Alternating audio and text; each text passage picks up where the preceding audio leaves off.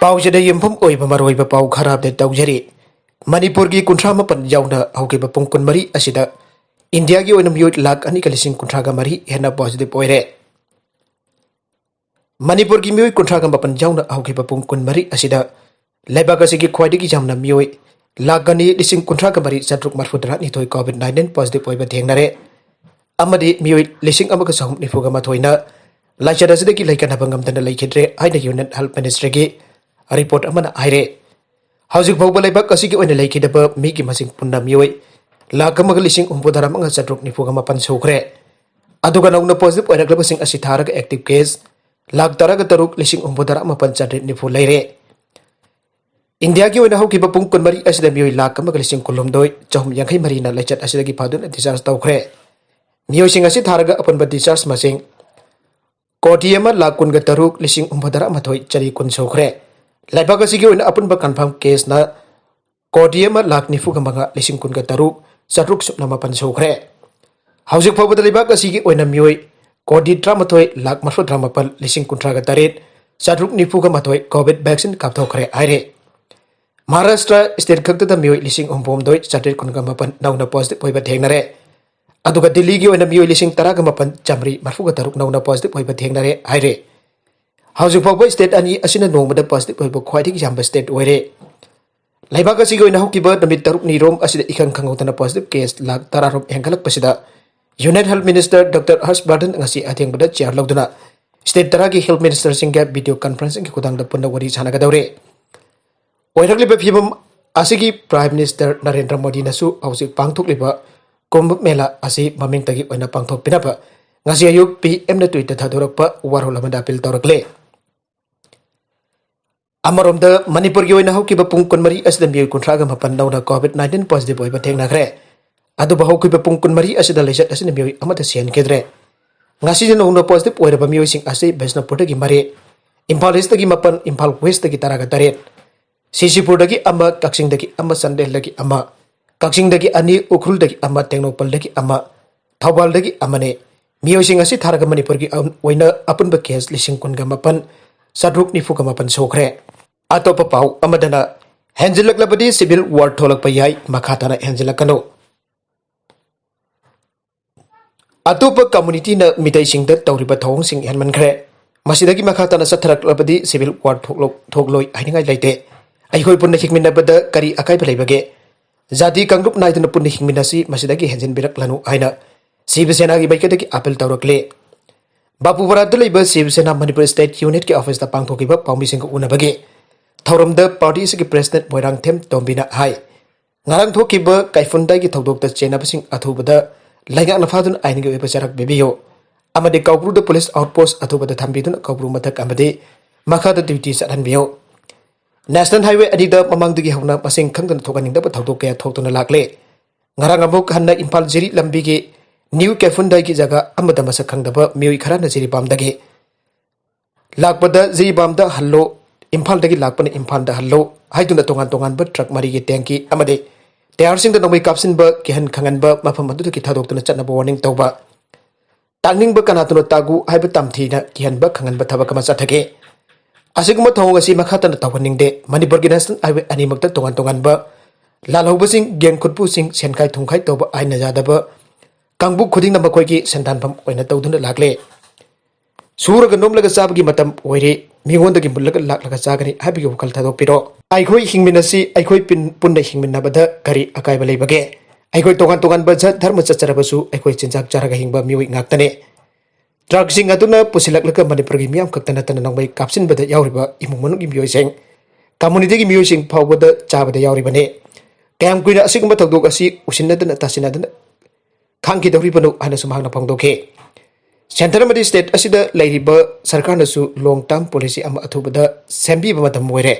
नत्रबदी असिगुंबा अपिक अपिक पथौदोकसिंग असिदगी civil वार थोकलोय अनिंगा लेते जुम अमतगी मियोसिंगना असिगुंबा ड्राइवरसिंग असि वहनिंग लारोय ड्राइवरसिंगना starring पाइबा तोलकलपदी मदु सरकार की थौदांग ओइगदबने सही कयागी ममांगदगी नेशनल अवेयर प्रोटेक्शन फोर्स थंबियो हाइना डिमांड तौदुना लाकपनी था खरागी ममांगदा सीएम एन बिलियन किलोमीटर तरा खुदिंगी कमांडो फोर्स तमलगनी अना फोंदोके बलैखरबने मदुगे ओन तैनबदगा सि थोकलिबा थौदोक असिनी मरमदुना अथुब मतमदा ngarangki kaifunda ki thawdok chenaba myoiseng ain gi matungina faduna cherak pise thawdok asi khangba ngamdabagi wangba lanbagi tanja amalakle aigoi punna hingminasi aigoi punna hingminabada kari akaiba leibage maragasi da kaubru ki thawdok asi yamna pungnung nungsiningai oi अथुब मतम सरकार ने कौब्रू की मथक अमदी मखा outpost थम्बियु अमदे मथक मखा duty चटपियु कौब्रू असि मणिपुर की लेमफुनी जीव पुनमक लाइफम ओइने लौनरिबा मफमनी मीदी लाइरदना सान अमदी लाइन फव लाइन खनरिबा मफमने असिगुंबा लाइवेरब चिंग असिदगी इफुट फाउदना मणिपुर की तोंगन तोंगन मफम लाइफम सामनि फान संतोकलिबने मसी कनागुंबा अमदगी प्रॉपर्टी नते कनागुंबा अमत मफम असि आइगिने हाइना खनबगी वखलोन थादोकपियु मसीदगी नुक्सिनदब लाक्प मणिपुर मसे तानब होनगने राजनीति तौबिगनु असिगम मस थबक खुदक्तगी लेपियो नत्रबदी अफब ओइरकलोय कौब्रू सेमगत जगतपदा अखोय खुदिंगमकी दायित्वने जाति कंगलुप नाइकुमसी अखोय पुन्ना हिंगमिनसे कौब्रू की लाइफमलेन सिंग अखोय पुन्ना सेमगतमिनसे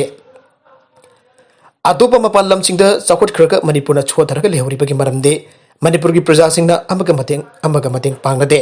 सरकारना तौब थबकसिंग अम नत्रगन अमना अयत अपनबा पे हौजिक सारिब स्पोर्ट्स यूनिवर्सिटी दसु अमग अमग येनरे मणिपुर सरकार नत्रगन सेंटर तौरप थबक खुदिंगमक येतब जाति हबगी मोंगद लेबसिंग एकोय मांग थाना चाखोटब ngамदना लेरिबने हौजिक सेंटर अमदि स्टेट सरकार नेशनल हाईवे सिंग थमलक लिबम यंग इंटर बैलेंस रोड त थमलक लिबम यंग तोंगन तोंगन ब चिंगी लमदम सिंग द संगत छखलक लिब असिदा मतेंग पांगमिनसे अतई अतोप स्टेट सिंग चाखोटब माननब होनब मतम ओइरे अना सुमांग फोंगदोखे नगलमरोम द वकत मिफम डिमांड सिंग पीद्रबदी टोटल शटडाउन तौब याउन मखल मखा कयागी खोंजंग जंगचिननब सेम सारे एमजी नरेगा खुंगंग की जॉब कार्ड होल्डर सिंह छुखिबा थबक सेल पिथोक्तबा अमदे ग्रास रूट लेवल द लेरिबा प्रधान जिला परिषद मेंबर सिंह की ऑनरियम पिथोक्तबगे मयोक्ता ngasi मणिपुर स्टेट पंचायत परिषद पोरोंपान चिंतुना पंचायत असिदा वकन मिफम फमखरे वकन मिफम असिदा सरुक याकिबा वाइटोन ग्राम पंचायत के प्रधान पुखरमम सरबलाना पाउमी सिंह द हाई खोंजंग असि ngarangdagi sangsilakpani खोंजंग असि गमरि लेनना इम्फाल ईस्ट डिस्ट्रिक्ट की ओइबा SIRD की कॉम्प्लेक्स द लेरिबा कर्मचारी पुनमक थबक सुवंदना वकन मिफम फमले लोइनन मसिगी ऑफिस सु छोलोन संजरे अखोरे डिमांड हेक पीद्रि फौब खोंजंग चंगचिन गने करिगुंबा लेका असिन थवैदना लेरबदी मखल मखा कयागी खोंजंग चंगचिनना बसेम सारे मानहाय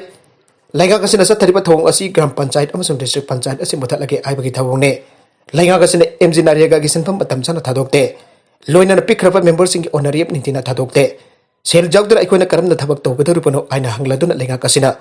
अथुब मतम द जॉब कार्ड होल्डर सिंग खुसुमल अमदि इलेक्टेड मेंबर सिंग की ऑनरियम पिथोगो करिगुम डिमांड असि लेगा कसिना थवैद्रबदी मणिपुर द टोटल शटडाउन जौना मखल मखा कयागी खोंजंग चंगसिलगने मखा तरकबा अतुब पाउ अमदना टोनेशिया दगी इटाली चटबदा ही लाकपदा माइग्रेंट निफु सिखरे टोनेशिया दगी मेडिटेरेनियन सी लांदुना इटाली चनप होनबदा ही लाक्तुना माइग्रेंट निफुरम सिखरे आइना United nation अमसुंग टोनेशियन official सिंगना फोंदोलखरे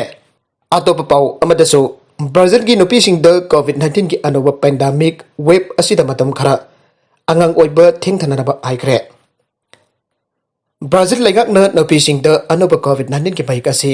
मिरोन बिसिंग the Hena खुदुंग थिनिंगाई ओइबा मरमना